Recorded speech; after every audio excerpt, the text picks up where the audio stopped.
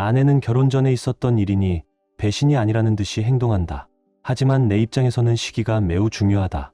우리는 결혼한 지 3년이 되었고 그전에도 2년 동안 연애를 했다. 그러니까 총 5년을 함께한 셈이다. 2주 전 아내의 여동생이 결혼식을 올렸다. 당연히 아내는 언니로서 결혼 준비를 도왔다. 결혼식을 앞두고 2주 동안 동생을 돕느라 정신이 없었고 나는 그녀가 바쁘다는 걸 알고 있었다. 그래서 딱히 신경 쓰지 않았다. 수요일부터 금요일까지 회사를 쉬고 처가에서 머물며 동생을 도왔고 나도 그녀의 동생을 잘 알지만 새롭게 가족이 된 남자는 거의 모르는 사이였다. 그와 마주친 건 손에 꼽을 정도지만 인상은 괜찮아 보였다. 결혼식 날 아침 본식 몇 시간 전에 그녀를 잠시라도 볼 수 있을까 싶어 처가에 들렀다. 오랜만에 보는 거라 반가운 마음에 기다렸는데 그녀는 직접 나오지 않고 남동생을 보내 차에서 잠깐 보자라고 전해왔다. 이상하긴 했지만 별 생각 없이 차에 앉아 기다렸다. 잠시 후 그녀가 나와 조수석에 앉더니 내게 가볍게 입을 맞추고는 다소 심각한 표정을 지었다. 그리고는 오빠, 오늘 결혼식장에서 들으면 당황할 수도 있는 얘기가 있어서 미리 말해두려고 해.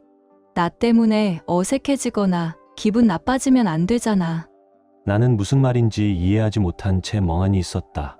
그녀는 4년 전, 그러니까 우리가 교제하고 있을 때 잠시 만났던 사람이 이번 결혼식에 온다고 했다. 감정이 있던 건 아니었고 그저 가볍게 만났을 뿐이라고 했다. 하지만 나의 성격을 잘 알기에 혹시라도 듣게 되면 놀라지 말라고 미리 이야기하는 거라고 했다. 나는 아무 말도 하지 못한 채 그 자리에 가만히 앉아 있었다. 당황스럽고 어이가 없었다. 이 아침이 이렇게 시작될 줄은 몰랐다. 하지만 애써 태연한 척하며 알려줘서 고마워, 별일 아니야 라고 말했다. 그녀는 다시 집으로 들어갔고 나는 혼자 점심을 먹으러 갔다. 그런데 밥을 먹다가 문득 떠올랐다. 그녀가 말한 시기가 4년 전이라면 우리 연애 1년 차 때다. 그런데 우리가 함께한 시간이 5년이라면 처음에는 그냥 그녀가 착각하고 잘못된 시기를 말한 거라고 생각하며 넘겨버리려 했다. 하지만 생각하면 할수록 뭔가 이상했다.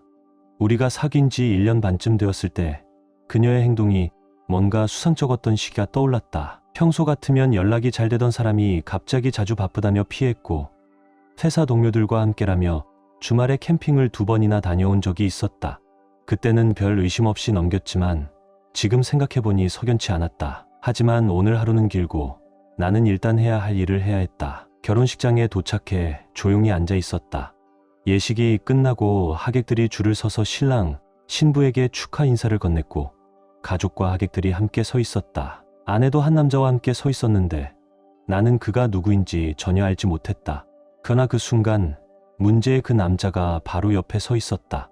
나는 최대한 아무렇지 않은 척 줄을 따라 이동했다. 피로 현장에 도착했지만 신랑 신부는 사진 촬영 때문에 한참을 기다려야 했다. 결국 아내가 도착해 내 옆에 앉았지만 나는 아무 말도 하지 않았다. 어차피 오늘은 동생의 결혼식이니 분위기를 망치고 싶지 않았다. 그런데 아내가 갑자기 말을 꺼냈다. 오늘 신부 측 들러리와 신랑 측 들러리가 한 명씩 짝을 지어 춤을 추기로 했는데 나도 같이 추게 됐어.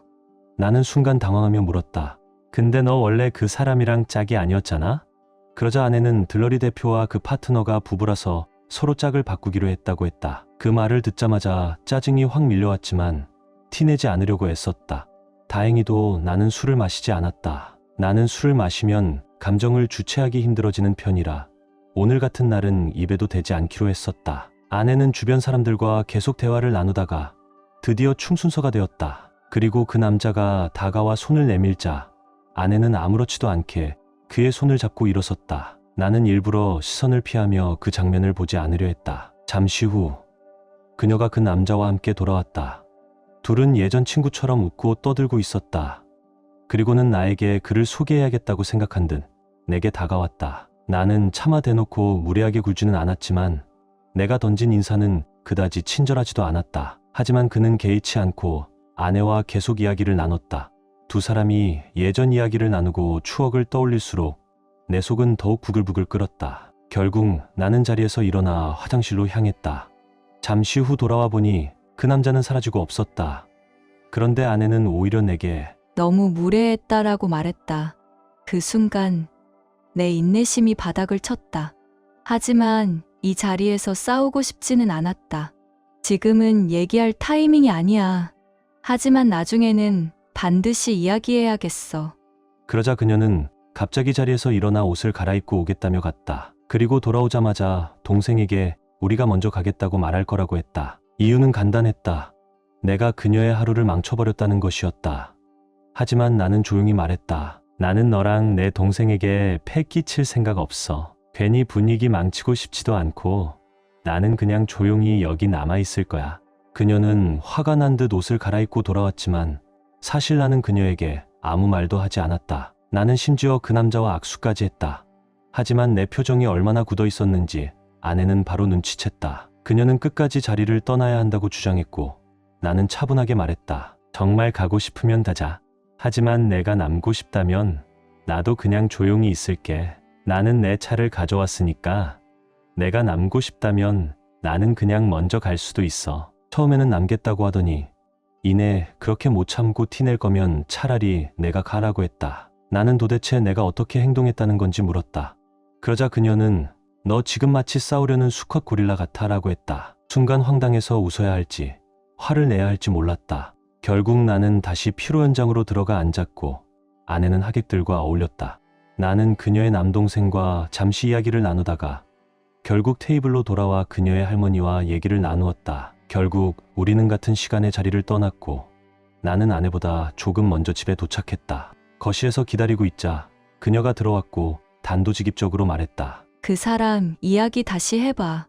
그녀는 한치의 망설임도 없이 처음 했던 말을 그대로 반복했다. 나는 잠시 가만히 그녀를 바라보다가 조용히 말했다. 그 시기가 정확하다고 확신해? 그녀는 그렇다고 단호하게 말했다. 나는 차분히 상기시켰다. 우리가 함께한 지 5년이야. 그런데 내가 말한 그 일은 우리가 사귄 지 1년이 훌쩍 지난 후의 일이야. 그 순간 그녀는 당황하지도 부인하지도 않았다. 그저 짧게 말했다. 알아. 나는 더 이상 참을 수 없었다. 대체 무슨 생각이었는지 설명해봐. 그녀는 잠시 침묵하더니 입을 열었다. 그때 그 사람과 같은 직장에서 일했어. 그냥 육체적인 관계였을 뿐이야. 그때 우리 관계가 좋지 않다고 생각했거든. 하지만 그 사람한테 마음이 있었던 건 절대 아니고 오빠를 떠날 생각도 한 번도 없었어. 그냥 몇 주 동안 가벼운 실수였어. 그녀는 솔직하게 말하는 것이 나에게 도움이 될 거라고 생각했던 것 같다. 아마 지금 말한 게 실수였을지도 몰라. 하지만 오빠가 나중에 다른 사람한테 듣고 충격받는 것보단 나아서. 하지만 나는 그녀가 기대했던 반응을 보이지 않았다. 우리는 격렬한 말다툼을 벌였고 결국 그녀가 소리를 질렀다. 오빠, 너무 유치하게 굴지 마. 우리는 이미 결혼했잖아. 그건 결혼하기 전 일이야. 지금 우리의 삶이랑 아무 관련도 없잖아. 나는 두 가지 점에서 절대 동의할 수 없었다. 첫째, 이건 우리 관계에 아무런 영향을 미치지 않는다고. 말도 안 되는 소리다. 그녀는 분명 나를 배신했다. 그런데도 그에 대한 죄책감조차 느끼지 않는 것 같았다. 둘째, 나는 화를 낼 당연한 이유가 있는데 그녀는 나를 유치하다고 몰아붙였다. 그녀가 저렇게 말할 때마다 마치 나보다 우월한 위치에 있다는 듯한 느낌이 들어 더 화가 났다. 나는 감정을 가라앉히려 애쓰며 말했다. 조금만 생각할 시간을 줘. 하지만 그녀는 단호했다. 생각할 게 뭐가 있어. 우리는 서로 사랑하잖아. 그리고 이 일은 우리 사이를 바꿔놓을 이유가 되지 않아. 그게 2주 전이었다. 하지만 나는 아직도 이 일을 잊지 못하고 있다. 그녀는 계속 대화를 시도했지만 나는 그녀를 예전처럼 보지 못하고 있었다. 한편으로는 스스로 바보 같다는 생각이 들었다. 몇 년 전 일이야. 그리고 지금 우리는 아무 문제 없이 잘 살고 있잖아. 하지만 또 다른 한편으로는 이렇게 생각했다. 그녀가 날 속였고 난 이제야 그걸 알게 됐어. 미칠 것 같다. 더 심각한 건 그녀가 내 감정을 이해하려 하기보다는 그냥 이 일을 없던 것처럼 만들려 한다는 점이었다. 나도 솔직히 난 단호하게 결혼을 끝내고 깔끔하게 정리했다는 식의 멋진 결론을 내리고 싶었다. 하지만 안타깝게도 현실은 그렇지 않았다. 솔직히 말해서 나는 지금 어느 쪽도 결정하지 못한 채 표류하고 있다. 상황은 조금씩 변하고 있지만 결정을 내리는 것은 오히려 더 어려워졌다. 지난주까지 나는 거의 분노에 사로잡혀 있었다. 하지만 시간이 지나면서 이제는 분노보다는 슬픔이 더 크다. 나는 아내를 미워하고 싶다. 단칼에 끝내버리고 난 호구가 아니야 라고 선언하고 싶다. 하지만 현실은 그렇지 않다. 여전히 그녀를 사랑하고 있고 이 모든 상황이 나를 산산조각 내고 있다. 아내는 드디어 내가 이 일을 쉽게 넘기지 않을 거라는 사실을 깨달았다. 그리고 그제야 내가 정말로 이혼을 생각할 수도 있다는 점을 실감하게 되었다. 그러자 그녀는 심각한 불안 증세를 보이기 시작했다. 처음에는 나도 혹시 일부러 나를 조종하려고 하는 게 아닐까 의심했다. 사실 처음 글을 썼을 때부터 몇몇 사람들이 그녀는 눈물로 널 조종하려 할 거야 라고 경고했었다. 그래서 그녀가 우는 걸 보고도 한동안은 감정적으로 거리를 두려 했다. 하지만 이내 그녀가 연기하는 게 아니라는 걸 깨달았다. 그건 단순한 감정 표현이 아니었다. 그녀는 실제로 심각한 패닉 상태에 빠졌고 결국 응급실로 실려갔다. 병원에서는 하룻밤을 입원해야 한다고 했고 그날 이후로 새로운 약 2가지를 처방받았으며 다음 주에 추가 진료를 예약한 상태다. 이 사건이 터지면서 처가 식구들까지 모두 이 문제에 개입하게 되었다. 가족들이 모여 대화를 나누는 과정에서 나 역시 그들과 길고 긴 대화를 해야 했다. 아내가 퇴원한 후 가족들이 우리 집으로 함께 왔다. 나는 그녀에게 물었다. 이제 어떻게 하고 싶어? 그녀는 한참을 망설이다가 조용히 말했다. 엄마랑 있고 싶어. 나는 더 이상 뭐라고 하지 않았다. 사실 장인어른이나 처제와 계속 한 공간에 있고 싶지도 않았다. 그래서 난 회사에 일이 좀 있어서 마무리하고 올게라고 말하고 나왔다. 하지만 내가 회사를 간 지 2시간쯤 지났을 때 아내에게서 간절한 문자가 왔다. 제발 집에 와줘. 나 진짜 오빠랑 이야기하고 싶어. 그 메시지를 받고 한동안 고민했지만 결국 일을 마치고 집으로 향했다. 그런데 집 앞에 도착하자 예상치 못한 사람이 나를 기다리고 있었다. 장인어른이었다. 그는 내게 다가와 정중하게 물었다. 잠깐 이야기할 수 있을까? 나는 이미 감정이 구두된 상태였다. 만약 아내가 장인어른에게 내 남편이 나한테 너무해요. 같은 식으로 나를 나쁜 사람으로 몰아갔다면 나는 결코 가만히 있지 않을 작정이었다. 솔직히 장인어른과 나는 그렇게 가까운 사이는 아니다. 그렇다고 특별히 안 좋은 관계도 아니었다. 하지만 오늘 이 순간만큼은 내가 자기 딸을 힘들게 하는 나쁜 남편 취급을 받는 건 정말이지 참을 수 없었다. 우리는 마당에 놓인 의자에 앉았다. 그리고 장인어른이 입을 여는 순간 나는 완전히 얼어붙었다. 어떤 말을 들어도 놀라지 않으려고 마음을 다잡고 있었지만 그가 한 말은 전혀 예상 밖이었다. 그는 담담한 목소리로 말했다. 딸한테서 다 들었다. 그리고 미안하다. 난 아버지로서 정말 형편없는 역할을 했던 것 같다. 나는 순간 숨이 멎는 것 같았다. 그런데 그의 다음 말이 더 충격적이었다. 솔직히 말하면 이건 전적으로 아내가 만들어낸 사고방식이다. 나도 물론 딸들을 사랑하지만 이 부분에 있어서는 아내와 생각이 달랐다. 결혼 전 일어난 일은 중요하지 않다는 식으로 아이들을 키운 건 정말 잘못된 가치관이었다고 예전부터 아내에게 말해왔어. 하지만 결국 그렇게 가르치게 되었고 그래서 딸이 저런 생각을 하게 된 거야. 그는 딸의 편을 들려는 게 아니라 그녀가 그렇게 행동한 이유를 설명하고 싶어 했다. 아내는 결혼을 일종의 새로운 시작이라고 생각했기 때문에 결혼 전의 일은 다 지워지는 거라고 믿었던 것이다. 부모님이 결혼을 너무 이상적으로 가르쳐서 현실을 제대로 이해하지 못했던 것 같다고 했다. 한마디로 말해서 장인어른은 장모님을 어느 정도 탓하는 듯한 말투였다. 전혀 예상하지 못했던 반응이었지만 최소한 나를 일방적으로 비난하려는 게 아니라는 점에서 조금은 놀라웠다. 우리는 잠시 침묵했다가 결국 가볍게 악수를 나눴다. 그는 마지막으로 덧붙였다. 내가 어떤 결정을 내리든 나는 여전히 너를 좋은 사람이라고 생각할 거야. 그 말이 묘하게 위로가 되었다. 집 안에서의 광경. 나는 천천히 집 안으로 들어갔다. 그리고 거기서 예상했던 장면을 보게 되었다. 제 아내는 거실에서 시어머니 무릎 위에서 뒹굴며 울고 있어요. 내가 들어가자 장모님은 조용히 자리에서 일어나 내게 다가왔다. 그리고 갑자기 나를 꼭 끌어안으며 말했다. 정말 미안해. 그리고 널 많이 아껴. 꼭 잘 해결되길 기도할게. 나는 아무 말도 하지 못했다. 장모님과 장인어른이 떠나고 나자 아내는 그대로 소파에 널브러진 채 눈이 퉁퉁 부어 있었다. 그리고 나를 올려다보며 울먹였다. 솔직히 말하면 여기서 많은 사람들이 나에게 기대하는 행동은 단호하게 등을 돌리는 것이었을 거다. 하지만 나는 그러지 못했다. 나는 천천히 그녀에게 다가가 결국 그녀를 안아버렸다. 그녀는 내 품에서 계속해서 미안해, 정말 미안해 라고 반복하며 울었다. 솔직히 말해서 내가 이렇게 하는 것이 나약한 행동이라는 걸 나도 잘 알고 있다. 하지만 한 가지 변명을 하자면 이 일이 터지기 전까지 나는 그녀를 세상에서 가장 사랑했고 그녀가 아파하는 모습을 보는 것이 너무나도 힘들었다. 그녀가 오스카상을 받을 만큼 연기를 잘하는 사람일 수도 있다. 하지만 적어도 그 순간 나는 그녀가 진짜로 무너져 내린 사람처럼 보였다. 한참을 그렇게 있다가 그녀가 조금 진정된 후 나는 조용히 물었다. 나한테 집에 와서 이야기하자고 한 이유가 뭐야? 그러자 그녀는 눈물을 닦으며 말했다. 오빠가 나를 조종하려고 한다고 느끼지 않도록 모든 걸 솔직하게 말하고 싶었어. 그녀는 오늘 모든 걸 다 털어놓고 싶어 했고 내가 원하는 질문을 해도 된다고 했다. 솔직히 말하면 미리 질문을 준비해 두었어야 했을지도 모른다. 하지만 나는 즉흥적으로 떠오르는 몇 가지를 물었다. 그리고 그녀는 잔인할 정도로 솔직하게 대답했다. 그중 몇 가지는 차라리 묻지 말 걸 후회할 정도였다. 하지만 어차피 머릿속에 이미 떠오른 장면들이었기에 이제는 단순히 확인이 되었을 뿐이었다. 언제 일이 있었던 거야? 나는 약혼 기간에 벌어진 일이 아니었는지 확인하고 싶었지만 괜히 말을 꺼내면 그녀가 대답을 바꿀까봐 일부러 그 부분을 빼고 물었다.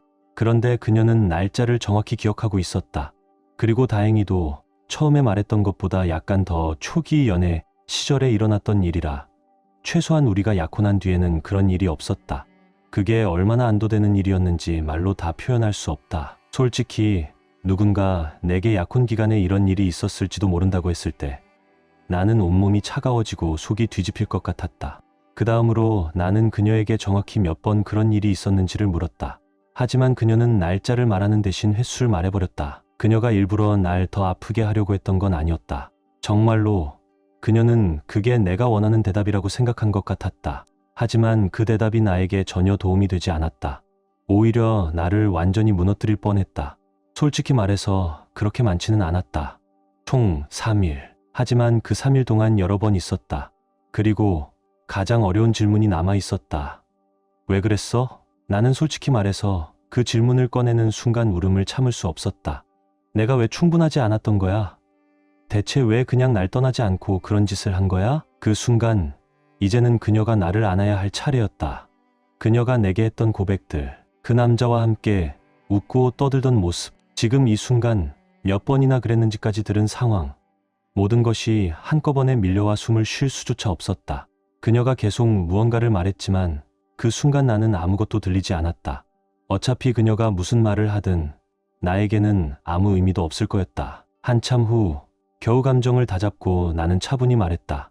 배신당한 것도 끔찍하지만 내가 나한테 했던 반응이 더 최악이야. 아니, 어쩌면 그게 더 나빴어. 그러자 그녀는 고개를 끄덕이며 인정했다. 그리고 내가 유치하다고 했던 말을 사과했다.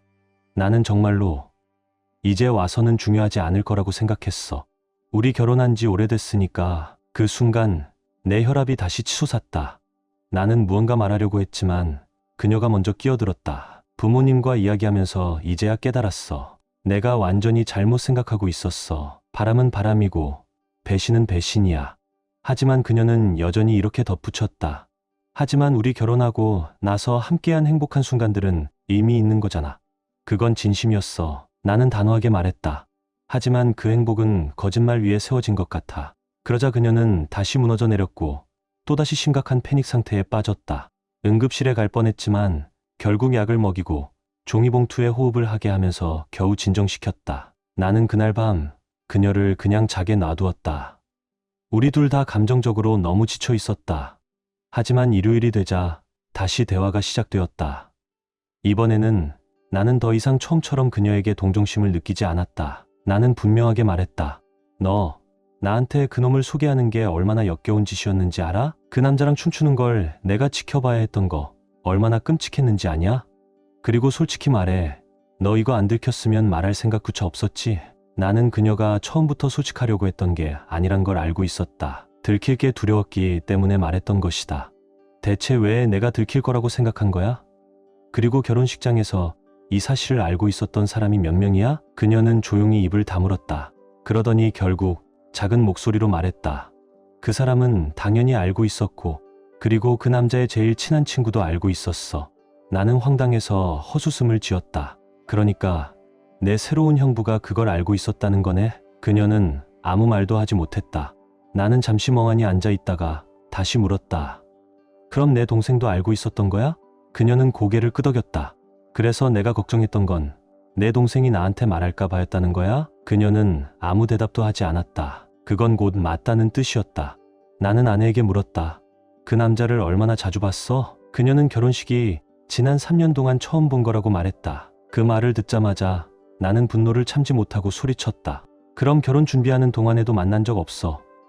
혹시 또 그랬던 거야? 그러자 그녀는 불쾌하다는 듯한 표정을 지으며 마치 내가 터무니없는 의심을 하는 것처럼 반응했다. 나 결혼한 사람이야. 그런 일 있을 리 없잖아. 나는 완전히 폭발했다. 또다시 그녀는 여전히 결혼 후의 삶과 결혼 전의 삶이 완전히 분리된 것처럼 행동하고 있었다. 마치 그녀는 결혼한 이상 난 깨끗한 사람이고 그 전의 일은 이제 더 이상 중요하지 않아라는 세상에서 살고 있는 것 같았다.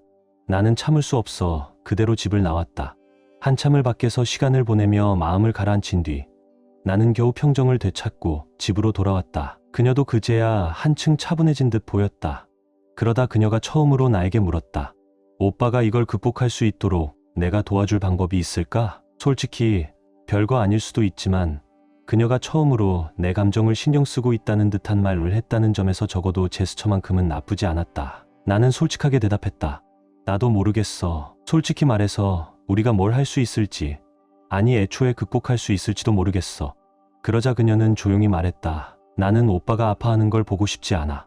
그리고 시간이 지나면 오빠가 나를 지금의 나로 평가해 주길 바랄 뿐이야. 그녀는 이 문제를 해결할 수만 있다면 뭐든지 할 거라고 했다. 그리고 다시 한번 강조했다. 나는 결혼하고 나서 단 한 번도 오빠를 배신한 적 없어. 앞으로도 그럴 일 없을 거야. 나는 냉소적으로 대꾸했다. 정말 고맙네. 솔직히 미성숙한 반응이었다는 걸 나도 알고 있었다. 하지만 그 순간에는 그냥 그렇게밖에 나올 수 없었다. 나는 더 이상 감정 소모를 하고 싶지 않았다. 일단 수요일까지는 이 얘기 좀 하지 말자. 지금 당장 해결할 수도 없는 문제고 나는 일 때문에 집중해야 할 것도 있었다. 그리고 무엇보다 나는 너무 지쳐 있었다. 솔직히 말해 나는 아직도 어떻게 해야 할지 전혀 모르겠다. 마음속에서 두 가지 감정이 끊임없이 충돌했다. 하나는 불타는 분노. 지금 당장 짐 싸서 내쫓아야 한다. 다른 하나는 깊은 정서적 혼란. 그냥 이걸 잊고 계속 살아가야 할까?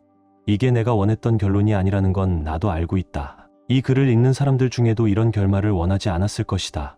하지만 이게 지금의 현실이다. 나는 솔직히 이렇게 많은 반응을 받을 줄 몰랐다. 개인 메시지가 400개 이상 왔다. 정말 감사하지만 이제는 도저히 모든 메시지에 답을 할 수 없는 상황이 되어버렸다. 그리고 여기서 꼭 하고 싶은 말이 있다. 많은 사람들이 내게 메시지를 보내면서도 댓글에서는 자신의 의견을 드러내길 두려워했다. 공개적으로 이런 의견을 내면 비난받을까봐 두렵다. 하지만 나는 두 가지 시각을 모두 고려했다. 물론 좋은 조언도 있었고 별로 현실적이지 않은 조언도 있었지만 적어도 모두가 진심에서 나온 말이었다는 건 안다. 나는 단 하나 바라는 게 있다. 의견이 다르다고 해서 서로를 악마화하지 않았으면 좋겠다. 최신 상황. 이제 수요일이 지나 다시 이야기를 나누게 되었다. 그녀는 약속을 지켰고 그동안 나를 괴롭히거나 강요하지 않았다. 하지만 나는 그녀가 매우 긴장하고 있다는 걸 느낄 수 있었다. 그녀는 감정적으로 불안해 보였고 솔직히 나도 긴장됐다. 이제 어떻게 해야 할까? 아내는 지금 강한 벤조다이아제핀 계열의 약을 복용하고 있다. 불안 증세를 완화하기 위해서다. 하지만 그럼에도 불구하고 그녀가 여전히 극도로 불안해하고 있다는 게 느껴졌다. 나는 일부러 그녀를 벌주려 한 것이 아니다. 사실 그 반대였다. 나는 이 시간을 통해 나 자신뿐만 아니라 그녀에게도 정리할 시간을 주고 싶었다. 하지만 어제 그녀가 말했다. 오빠가 날 안아주지도 않고 아무 애정도 표현하지 않는 게 거의 고문처럼 느껴져. 그리고 마침내 어제 밤이 찾아왔다. 아버지가 늘 정말 중요한 문제를 정리하는 밤이라고 부르던 순간이 왔다. 나는 퇴근 후 집으로 가면서 저녁 식사를 사갔다. 음식 준비나 설거지 같은 번거로운 일 없이 오직 대화에만 집중하기 위해서였다. 저녁 6시에 시작된 대화는 새벽 2시가 넘어서야 끝이 났다. 그 시간 동안 우리는 서로가 가지고 있던 문제를 솔직하게 털어놓았고 앞으로 어떻게 해야 할지에 대해 이야기했다. 나는 당분간 형과 함께 지내기로 했다. 정확히 얼마나 오래 있을지는 모르겠다. 당연히 아내는 이 상황에 대해 큰 충격을 받았고 몹시 속상해했다. 그래서 나는 그녀가 버림받았다고 느끼지 않도록 최대한 열린 대화를 이어가려고 노력할 것이다. 혹시 궁금해할 사람이 있을 것 같아 설명하자면 어떻게 하다가 그냥 대화에서 내가 집을 나가 형 집에서 살게 되었는가? 이제 그 이유를 말하겠다. 이제부터 내가 하려는 말이 일부 사람들에게 실망을 줄 수도 있다는 것, 나도 잘 알고 있다. 하지만 이게 내 솔직한 생각이고 내가 선택한 방향이다. 나는 이 결혼을 지키고 싶다. 하지만 지금과 같은 상태에서는 그것이 불가능하다고 느꼈다. 나는 스스로에게 단 하나의 질문을 던졌다.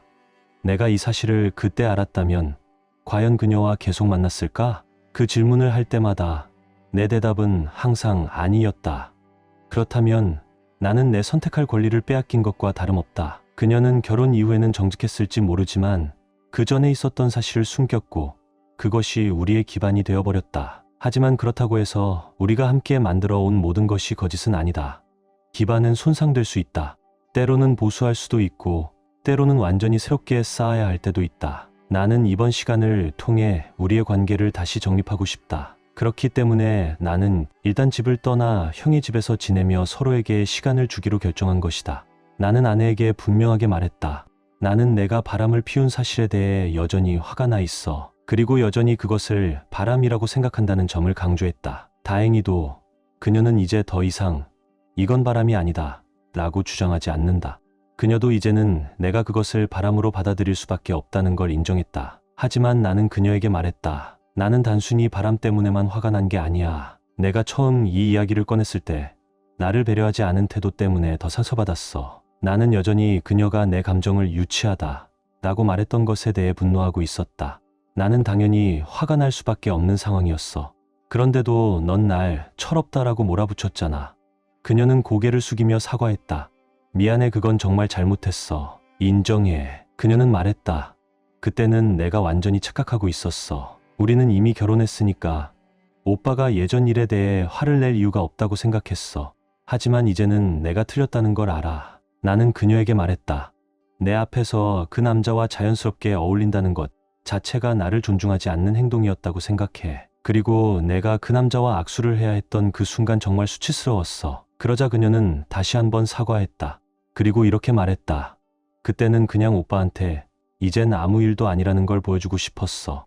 만약 내가 피하거나 어색하게 행동하면 오빠가 더 의심하고 더 신경 쓸 것 같았어. 나는 단호하게 말했다. 너 완전히 잘못 생각했어. 그녀는 고개를 끄덕이며 말했다. 그건 맞아. 그리고 사실 그 부분이 가장 뼈아프게 다가왔어. 내 동생마저도 내가 한 행동이 정말 잘못됐다고 했잖아. 그녀는 정말 속상해 보였다. 하지만 그건 내가 상처받았기 때문에 그녀도 상처받은 것이었다. 나는 다시 한번 물었다. 우리가 함께했던 동안 다른 남자와 함께했다는 것 자체에 대해 너는 왜 죄책감을 느끼지 않는 거야? 그녀는 조용히 대답했다. 진심으로 미안해. 그때 내가 너무 어리석었어. 만약 시간을 돌릴 수 있다면 절대 그렇게 하지 않았을 거야. 그 다음 대화가 가장 중요한 주제로 흘러갔다. 나는 솔직하게 말했다. 나는 내가 진짜로 후회하는 게 아니라 그냥 내가 이 일을 쉽게 넘기지 않아서 미안한 척하는 것처럼 느껴져. 내가 괜찮아 하고 어깨 한번 으쓱하면 아무 일도 없던 것처럼 지나갔을 거잖아. 하지만 내가 배신감을 느끼는 건 당연한 거고 그에 대한 결과가 있을 수밖에 없는 거야. 이 부분에서 나는 최소한 그녀에게 정직한 만큼은 인정해줘야겠다고 생각했다. 그녀는 숨기려 들지 않았다. 그녀는 이렇게 말했다. 솔직히 말하면 처음엔 오빠가 화를 낸다는 것 자체가 이해가 안 갔어. 그래서 오히려 나도 화가 났었어. 그런데 시간이 지나면서 내가 정말 바보 같은 생각을 했다는 걸 깨달았어. 그녀는 결혼 후에는 과거의 모든 일이 중요하지 않다고 믿고 있었다. 그게 결혼의 본질이라고 생각했던 것이다. 난 아내야. 오빠가 그냥 다 이해하고 다 잊어야 하는 게 맞다고 생각했어. 하지만 이번 일을 겪으면서 그 믿음이 잘못된 것임을 깨닫게 되었다고 했다. 그리고 그녀는 처음으로 솔직하게 말했다. 사실 이번 일이 현실로 다가오니까 진짜 패닉이 왔어. 그녀는 불안한 표정으로 덧붙였다. 우리 집안에서는 아무도 이혼한 적이 없어. 만약 우리가 헤어지면 내가 첫 번째 이혼녀가 되는 거야. 그게 그녀가 극도로 불안해졌던 이유 중 하나였다. 하지만 한 주가 지나고 가족들과 더 대화를 나누면서 그녀는 깨닫기 시작했다고 한다. 내가 결혼을 너무 이상적으로만 생각하고 있었어. 결혼이 한 번 하면 끝인 줄만 알았어. 하지만 관계는 계속해서 만들어가는 거라는 걸 이제 알겠어. 그리고 마지막으로 그녀는 내 앞에서 그 남자를 데리고 온 것만큼은 진심으로 후회한다고 말했다. 하지만 여전히 그녀는 우리가 함께했던 시간에 대한 죄책감을 느끼지 않았다. 그 점은 나도 알아차렸고 솔직히 말해서 그게 나를 더 힘들게 했다. 그날 밤 우리는 무려 8시간 가까이 이야기를 나누었다. 나는 그녀의 눈물을 보았다. 이전에도 그녀가 날 좀 봐줘 하는 식으로 운 적이 있었지만 이번 눈물은 달랐다. 이건 진짜였다. 그녀는 울면서 오빠 제발 제발 하고 애원하기도 했다. 그리고 나는 다음과 같은 결론을 내렸다. 우리가 다시 함께 할 수 있을지는 전적으로 그녀에게 달려있다. 그녀는 정말 단호하게 우리 관계를 지키고 싶다고 했다. 하지만 내가 절대 양보할 수 없는 조건이 있다. 그 남자와 다시는 어떤 형태로든 연락을 해서는 안 된다. 나는 이 점을 분명하게 했다. 이건 절대적인 조건이고 깨지는 순간 모든 것이 끝이다. 또한 우리가 부부 상담을 받는 동안 나는 형 집에서 지낼 것이다. 그리고 법적으로는 여전히 부부이기 때문에 이 시기를 핑계 삼아 다른 사람을 만나는 것은 절대 용납되지 않는다. 나는 그런 짓을 하지 않을 것이고 그녀 역시 그럴 사람이라고 믿고 있다. 우리는 어느 정도 다시 시작해야 한다. 하지만 완전히 예전으로 돌아갈 수는 없다. 나는 더 이상 그녀를 예전처럼 순수한 마음으로만 볼 수 없다. 아무리 내가 원하지 않아도 그녀가 배신을 선택했던 순간을 잊을 수는 없기 때문이다. 그래도 나는 장기적으로 내 행복을 위해 어떤 선택이 나을지를 고민하고 있다. 머리로는 경계를 해야 한다고 생각하면서도 마음은 여전히 그녀를 사랑하고 있다. 이번 금요일 우리는 데이트를 할 예정이다. 그녀는 그 시간을 굉장히 기대하고 있지만 솔직히 나는 모르겠다. 형 집에서 얼마나 지낼지도 아직 정하지 못했다. 솔직히 말해서 금요일을 넘길 수 있을지조차도 확신할 수 없다. 하지만 적어도 지금 이 순간 나는 이 관계에서 다시 주도권을 가지고 있다는 느낌을 받는다. 마지막 대화의 끝에서 그날 밤 나는 그녀를 한동안 꼭 안아주었다. 그리고 결국 우리는 함께 잠들었다. 나는 무너져버린 여자를 원하지 않는다. 나는 내 인생을 함께 걸어갈 파트너를 원한다. 하지만 그녀가 그 자격을 갖추려면 내 감정을 그녀가 존중하는 만큼 나도 그녀를 존중할 수 있어야 한다. 이번 일을 다시 곰곰이 생각하면서 나는 새로운 형부에 대해서도 고민하지 않을 수 없었다. 솔직히 말해서 그를 몇 번 만나본 적밖에 없다. 그리고 겉보기에는 괜찮은 사람처럼 보인다. 하지만 그가 이 문제를 알고 있었음은 분명하다. 그럼에도 불구하고 나는 가족 평화를 위해 굳이 이 문제를 들추지 않기로 했다. 굳이 이 문제를 더 키운다면 앞으로 명절마다 불편한 시간이 될 것이 뻔하기 때문이다. 단 하나의 조건이 있다. 그는 내 앞에서 이 문제를 다시 언급하지 말 것. 그가 이 약속만 지킨다면 나는 더 이상 문제 삼지 않기로 했다. 아마도 내가 충분히 명확하게 설명하지 않았을 수도 있어. 다시 정리한다. 아내는 자신이 한 행동이 배신이었다는 것을 알고 있었다. 절대 모르고 저지른 실수가 아니었다. 하지만 그녀는 결혼을 일종의 결승선처럼 생각했다. 결혼만 하면 그 이전에 무슨 일이 있었든 다 끝난 것이다. 그녀가 이 일을 숨겼던 이유는 단순했다. 내가 알게 되면 우리가 헤어질 걸 알았기 때문이다. 그런데 그녀가 충격을 받은 건 결혼 후에도 내가 여전히 이 문제를 중요하게 생각한다는 사실 자체였다.